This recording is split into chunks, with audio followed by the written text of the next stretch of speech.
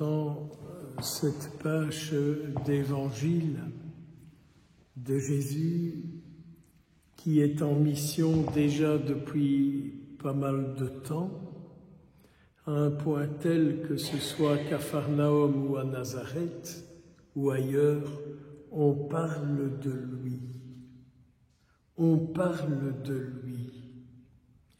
Et donc, il est là et on se demande ce qu'il va dire, ce qu'il va faire, ce qu'il va se passer.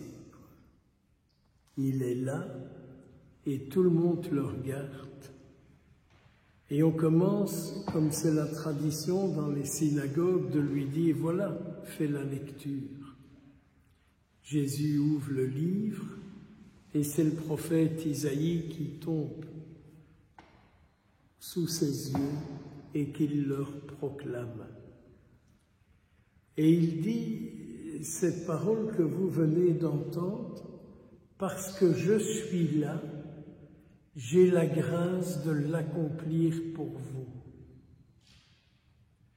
Liez-vous à moi et cette parole s'accomplira pour vous dans la mesure où vous êtes liés à moi. Et ce qui se passe, ils ne veulent pas se lier à lui, parce qu'ils se rendent bien compte qu'il est capable de leur faire découvrir toutes leurs erreurs. C'est comme ça qu'on fait. Quand vous voyez quelqu'un qui est capable de vous montrer vos erreurs, vous évitez cette personne. Vous préférez rencontrer des gens qui vous entretiennent dans vos erreurs. C'est terrible cette page d'évangile, hein? C'est terrible. Et donc en fait, on trouve toute une série d'arguments pour le détruire. Mais comme ils ne trouvent pas le moyen de le détruire avec leurs paroles, il faut le conduire à un endroit où là on aura la possibilité de le zigouiller. Est-ce que vous pouvez vous imaginer cette scène? À l'intérieur de la synagogue, on l'attrape et on le conduit à un endroit où on peut le jeter du haut de la falaise. Est-ce que vous pouvez vous imaginer la violence des gens qui l'ont écouté dans la synagogue?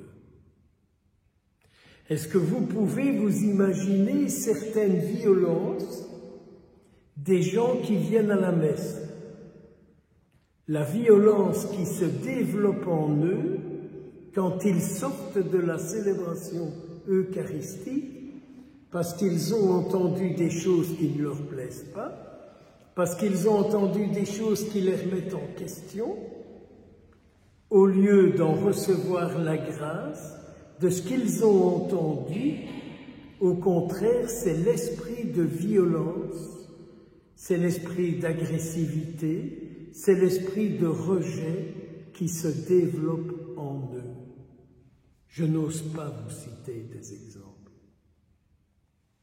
mais je pourrais en citer beaucoup, mais beaucoup, mais beaucoup.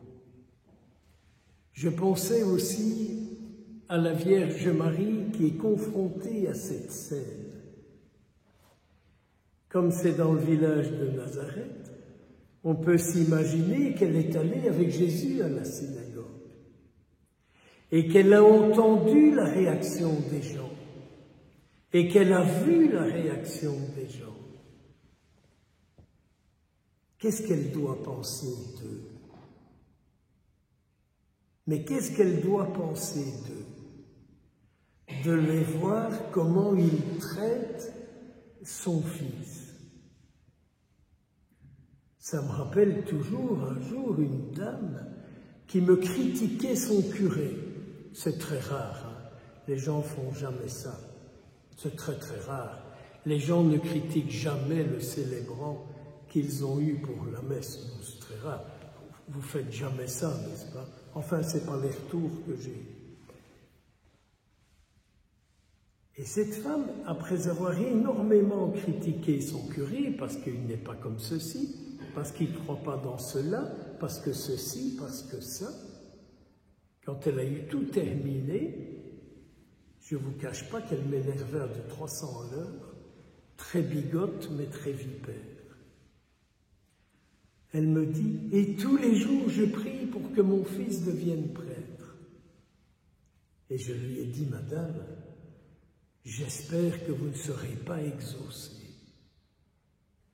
Pouvez-vous vous imaginer qu'un jour, une personne, si votre fils est curé de paroisse, qu'une personne de sa paroisse parle de lui comme vous avez parlé de votre curé? Elle s'est mise à pleurer. Mais dans le Salve Regina, on parle de la Vierge Marie présente dans la vallée des larmes, n'est-ce pas? Lacrimarum Valley. Donc vous voyez, on ne voit pas toujours qu'en fait notre pratique, est-ce qu'elle est constructive ou est-ce qu'elle est destructrice? Le résultat de notre pratique, c'est ce qui se passe à chaque fois que nous sortons de l'Eucharistie. Est-ce que c'est la parole de l'Esprit Saint qui se développe ou ce sont des paroles tout autres?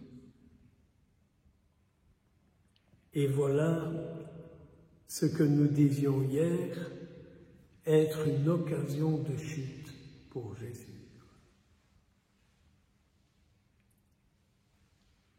Conclusion, à partir de quel esprit je parle? Méditant cela, je me disais, quand je célèbre les sacrements, c'est parce que j'ai reçu l'onction pour. Quand je parle de l'Évangile, c'est parce que j'en ai reçu la mission et que j'en porte la responsabilité et que je suis obligé d'en assumer les conséquences. Les conséquences, c'est ce que font les pratiquants quand ils sortent d'une célébration que j'ai présidée. Ce sont ces conséquences-là que les prêtres sont obligés d'assumer. Nous sommes obligés de porter les conséquences de ce que les gens diffusent quand ils sortent d'une célébration. Au nom du Père, du Fils et du Saint-Esprit.